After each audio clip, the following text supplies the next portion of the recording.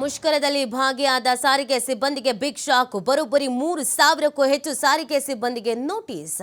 ವಾಯುವ್ಯ ಕರ್ನಾಟಕ ರಸ್ತೆ ಸಾರಿಗೆ ಸಂಸ್ಥೆಯಿಂದ ನೋಟಿಸ್ ಅನ್ನು ನೀಡಲಾಗಿದೆ. 2,787 ಚಾಲಕ ನಿರ್ವಾಹಕರು, 420 ಮೆಕ್ಯಾನಿಕ್ಗಳು, 78 ಆಡಳಿತ ಸಿಬ್ಬಂದಿಗೆ ನೋಟಿಸ್ ಅನ್ನು ನೀಡಿದೆ ಸಂಸ್ಥೆ. ಕೆಆರ್ಟಿಸಿ ವ್ಯಾಪ್ತಿಯ 7 ಜಿಲ್ಲೆಯ 11 ವಿಭಾಗದ ಸಿಬ್ಬಂದಿಗೆ ನೋಟಿಸ್ ಅನ್ನು ನೀಡಲಾಗಿದೆ.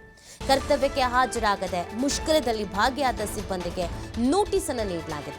ಸಾರಿಗೆ ಸಿಬ್ಬಂದಿ ಮುಷ್ಕರದಿಂದ ಕೆಆರ್ಟಿಸಿಗೆ 2 ಕೋಟಿ ನಷ್ಟ ಆಗಿದೆ. ನೋಡಿ, ನಿನ್ನೆ ರಾಜ್ಯದಾದ್ಯಂತ ಮುಷ್ಕರ ಅಂತ ಹೇಳಿದ್ರು. ಕೆಲವರು ಡ್ಯೂಟಿಗೆ ಬರಲೇ ಇಲ್ಲ, ಇನ್ನು ಕೆಲವರು ಮನವೊಲಿಸಿದ ಮೇಲೆ ಮಧ್ಯಾಹ್ನದ ನಂತರ ಬಂದರು, ಇನ್ನು ಕೆಲವರು ಬೆಳಗ್ಗೆಯಿಂದಲೂ ಕೂಡ ಡ್ಯೂಟಿ ಮಾಡಿದ್ದಾರೆ. ಕೆಲವು ಸ್ಥಳಗಳಲ್ಲಿ, ನಗರಗಳಲ್ಲಿ, ಜಿಲ್ಲೆಗಳಲ್ಲಿ ತೀವ್ರ ಸಮಸ್ಯೆ ಸಾರ್ವಜನಿಕರಿಗಾಗಿದೆ. ಇನ್ನೊಂದು ಕಡೆಯಲ್ಲಿ ಇದರಿಂದ ಕೋಟಿ ನಷ್ಟ ಕೂಡ ಆಗಿದೆ.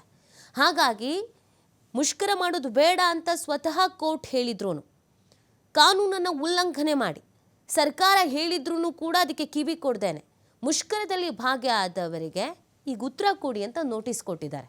ಯಾವ ಕಾರಣಕ್ಕೆ ನೀವು ಬಂದಿಲ್ಲ, ಏನು ರೀಸನ್ನು, ಉತ್ತರ ಕೊಡಿ. ಹಾಗೆಯೇ 1 ದಿನದ ಸಂಬಳವನ್ನು ಕಟ್ ಮಾಡಲಾಗಿದೆ.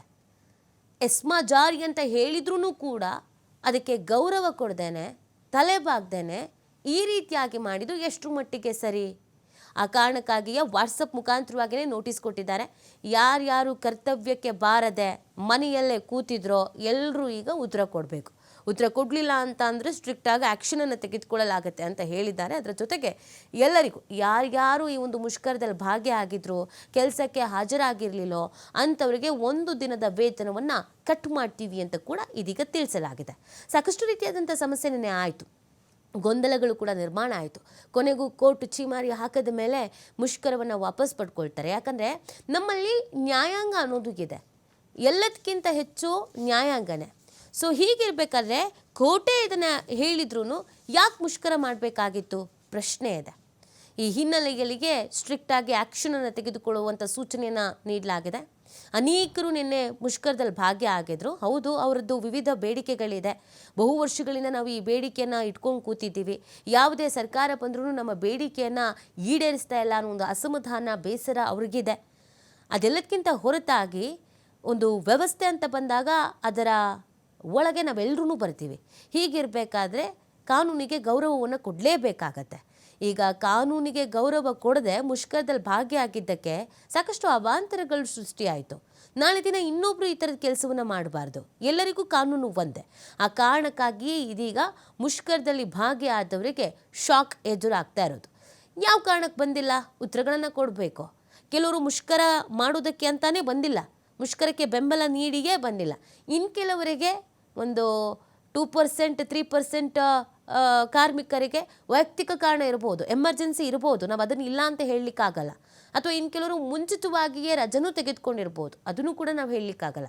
ಬಟ್ ಯಾರ್ಯಾರು ಬಂದಿರಲಿಲ್ಲೋ ಅವರೆಲ್ಲರೂ ಈಗ ಉತ್ತರ ಕೊಡಬೇಕು.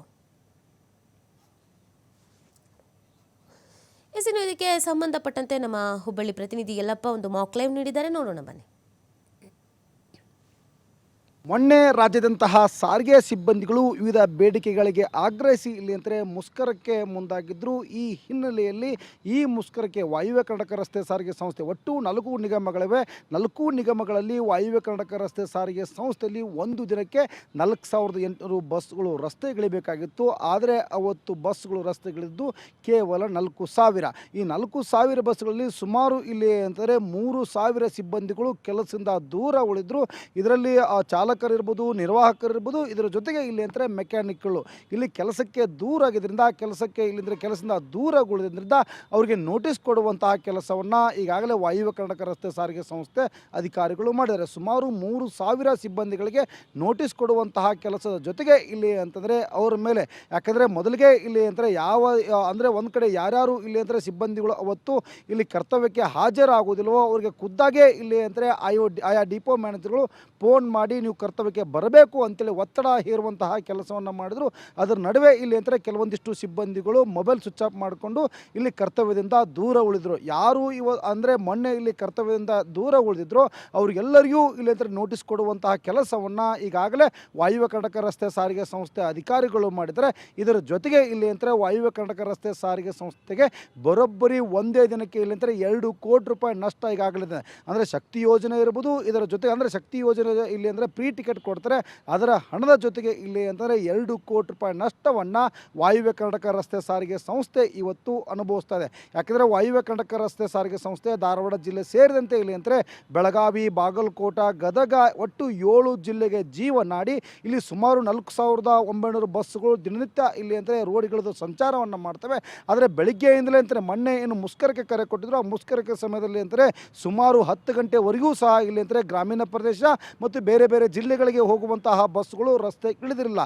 ಹೀಗಾಗಿ ಸಾರಿಗೆ ಸಂಸ್ಥೆಗೆ ಬರೋಬ್ಬರಿ 2 ಕೋಟಿ ರೂಪಾಯಿ ನಷ್ಟದ ಜೊತೆಗೆ ಇಲ್ಲಿ ಅಂತಾರೆ ಕೆಲಸದಿಂದ ದೂರ ಉಳಿದಂತಹ 3,000 ಸಿಬ್ಬಂದಿಗಳಿಗೆ ನೋಟಿಸ್ ಕೊಡುವಂತಹ ಕೆಲಸ ಈಗಾಗಲೇ ಆಗಿದೆ.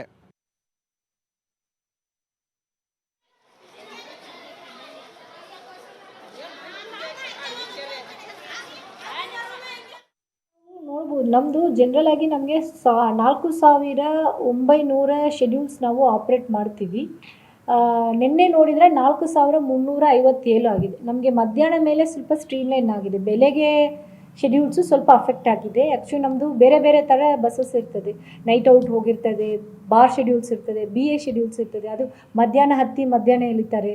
ಮತ್ತು 8 o'clock ಟ್ರಿಪ್ ಶೆಡ್ಯೂಲ್ ಇರ್ತದೆ, 10 ಗಂಟೆಗೆ 12 ಗಂಟೆಗೆ ಈವ್ನಿಂಗು ಆ ಥರ ಎಲ್ಲ ಇರ್ತದೆ. ಸೊ ಒಟ್ಟಾರೆ ನಮ್ಮ ಡ್ಯಾಶ್ಬೋರ್ಡಿಂದನೇ ನೋಡಿ ಹೇಳ್ತಾ ಇದ್ದೀನಿ, 4,000 ಸರಾಸರಿಯಾಗಿ 4,850 ನಾವು ಮಾಡ್ತಿದ್ದೀವಿ.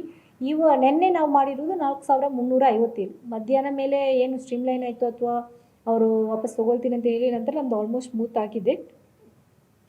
ನಮಗೆ ಸುಮಾರು 3,314 ಜನ ಕೆಲಸಕ್ಕೆ ಬಂದಿಲ್ಲ ನಿನ್ನೆ. ಅವ್ರಿಗೆ ಎಲ್ಲರಿಗೂ ಕೂಡ ನಾವು ನೋಟಿಸ್ ಕೊಟ್ಟಿದ್ದೀವಿ. ನಿನ್ನೆಯಿಂದ ಶುರುವಾಗಿ ಇವತ್ತು ಮಧ್ಯಾಹ್ನ ತನಕ ಮುಗೀತು. ಆ್ಯಕ್ಚುಲಿ ನಮಗೆ ನಿನ್ನೆ ಶಕ್ತಿ ರೆವೆನ್ಯೂ ಬಂದಿರೋದು 3,27,00,000. ನಿನ್ನೆ ನನಗೆ ನಾನ್ ಶಕ್ತಿ ಮೇಲ್ ರೆವೆನ್ಯೂ ಬಂದಿರೋದು 2,07,00,000. ಒಟ್ಟು ನೋಡಿದರೆ 5,35,00,000 ನಮಗೆ ನಿನ್ನೆ ರೆವೆನ್ಯೂ ಬಂದಿದೆ. ನಮ್ಮ ಸರಾಸರಿಯಾಗಿ ನಮಗೆ 7,70,00,000 ಇರ್ತದೆ revenue per day. So almost 2 crores ಕಮ್ಮಿ ಆಗಿದೆ ಇದರಲ್ಲಿ.